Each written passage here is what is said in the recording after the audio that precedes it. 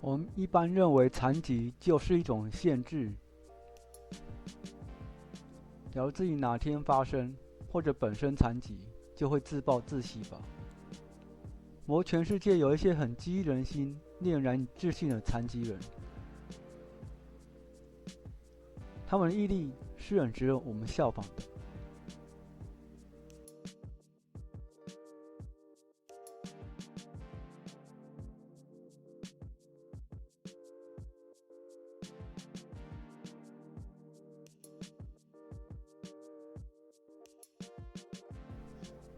叶夫根尼·斯米诺夫，这是俄罗斯的地板霹雳舞者，出生于1986年。他很小的时候就开始参与霹雳舞，并有很好的成绩。但2012年，他因车祸而失去了一只脚。一般对于跳舞的人来说，这等于是断了他的生命。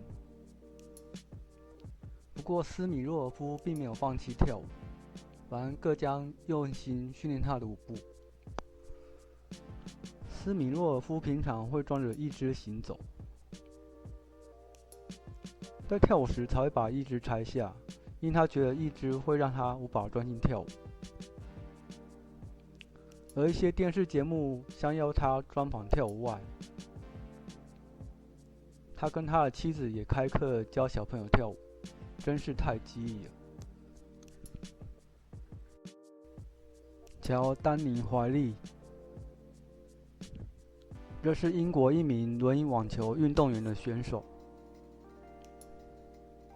2006年，他14岁时就成为英国最年轻的轮椅网球女子单打冠军。乔丹尼很小的时候就患有成骨不全症，这是种遗传性的疾病，故导致他腿部骨骼容易破裂，必须坐轮椅活动。因他的父亲也是一名残障奥运的选手，受到父亲的影响，他决定朝奥运选手发展。在乔丹尼的努力下，他在许多的比赛拿下了冠军。如今他结婚并有了小孩，非常幸福。乔丹一开始还担心他儿子也遗传到病症，但宝宝是健康的。彼得·丁克莱杰，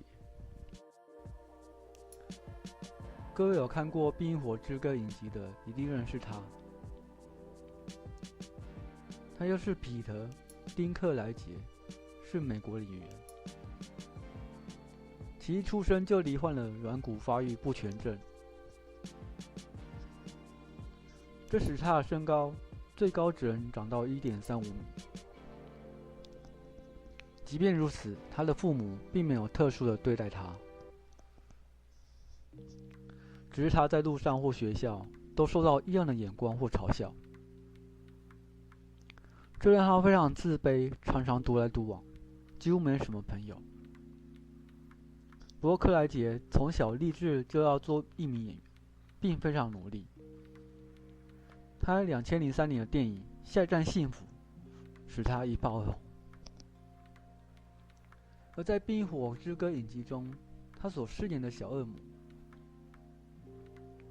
非常接近他人生写照，表演更是令人印象深刻。贝瑟尼·汉密尔顿，他是一名美国职业冲浪的运动员。2003年，仅13岁的他，在夏威夷被鲨鱼袭击，很幸运的存活下来，但被咬掉一只手臂。尽管这个事件他心灵受到创伤，但汉密尔顿最终还是决心重返冲浪。一开始单手冲浪非常困难，不过他克服了。2004年还参加了锦标赛，因最佳复出运动员获得 ESPY 奖。在2016年北京女子职业比赛中获得第3名。2011年的电影《灵魂冲浪者》则是以他的真实故事拍摄的。马德琳·史都华，这是一名患有唐氏综合症的澳大利亚模特儿。她出生于1996年，在成长过程中受尽嘲笑跟霸凌。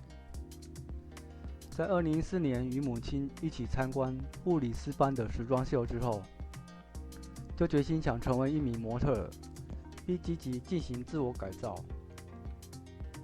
她令人难以置信的毅力，成功地减掉20公斤。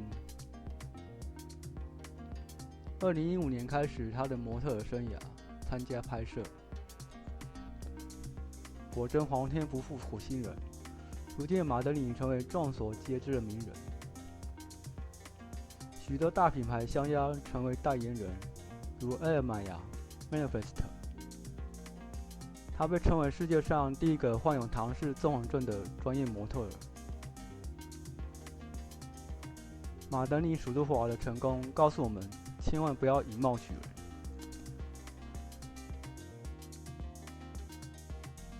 利兹·维拉斯奎兹，这是美国的一名励志演说家和作家，同时也是一名人气的 YouTuber。他出生时候患有极为罕见的脂肪营养不良综合症，这导致他无法储存体脂肪，体重不到27公斤。此外，他的右眼失明，左眼视力受损。这样病情也让他在童年时期受到许多的欺凌。逆境之中，反而激励他要更乐观的活着。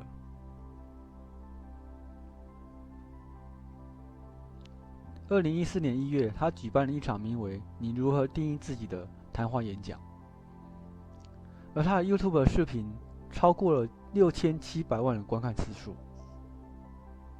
别看长相这样，要说她是世界上最有自信的女人，也不为过吧。比尔·波特，波特的背景和工作在1995年引起了公众的注意。其出生于加利福尼亚州的旧金山，在儿童早期发现脑性瘫痪，这是永久性的运动障碍。长大后他无法就业，但是他拒绝这样残疾的人生。他受到母亲的鼓励，并想要在行销的领域工作。不过应征几家公司，最后都被拒之门外。最终说服霍特金斯公司，并成为推销员。在他40年的职业生涯中，相当的努力，不但成为该公司 TOP 的销售人员，也是美国最佳的销售员之一。当时一家俄勒冈州的报纸刊登了一系列关于他的故事。在2012年，一部电影《敲开幸福的门》则是向他致敬而拍摄的。海伦·凯勒，他是美国的作家、政治活动家和讲师，出生于1880年，是有史以来第一个获得文学学士学位的聋盲人。在凯勒19个月大的时候，因急性脑炎引致失明及失聪，也使他无法说话。这让他生活上非常的不方便，学习也困难。随着年岁的增长，无法与人交流，脾气变得暴躁。在家庭医生的协助下，帮他邀请了美国残障教育家安妮·苏利文老师作为海伦·凯勒的启蒙导师。在学习过程中，凯勒遇到非常多的挫折，而且脾气更加的暴躁。安妮要求凯勒一段时间内与家人隔离后，凯勒才开始专注于学习。之后，凯勒顺利进入学校，于1904年以优异成绩取得文学学士学位。1946年担任全球盲人基金会国际顾问，并争取在世界各地新建盲人学校。尼克胡哲，假如没有了四肢，你会怎么生存呢？尼克胡哲用了令人难以置信的意志力，战胜了不可能。其出生于1982年的澳大利亚墨尔本，出生时就患有先天性四肢切断症，四肢无法完全发育。他的母亲一开始无法接受，甚至拒绝看他或者抱他。而尼克胡哲也曾在不正常的童年有自杀的念头，不过最终他及父母都接受这个条件。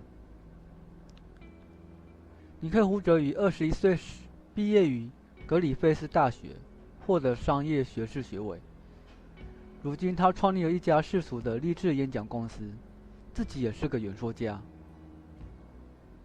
他也曾获得短片最佳男主角奖，片名为《蝴蝶马戏团》。如今还结婚，有2个小孩，过着幸福的生活。尼克胡哲表示，信仰是他生存力量来源。上多米尼克·巴比，这是法国杂志的编辑和作家，出生于1952年。他在学校毕业后曾经担任过记者，于1991年开始在巴黎知名流行服饰杂志《Elle》担任编辑。好景不长，鲍比在他42岁时不幸得中风，经20天苏醒后，完全丧失发音能力，只剩下一只左眼能够眨动。医生详细诊断后，这是闭锁症候群。这种疾病会导致你的整个身体瘫痪，但精神能力是完好无损的。之后他花了2年时间完成生命中唯一的一本书《潜水钟与蝴蝶》。书完成非常不易，是靠一名记录者按照每个字母发音。及巴比眨眼约20万次才完成，毅力非比寻常。这本书于1997年3月出版，首周销量达到15万本。可惜的是，巴比在书出版后3天，他因肺炎在医院过世了。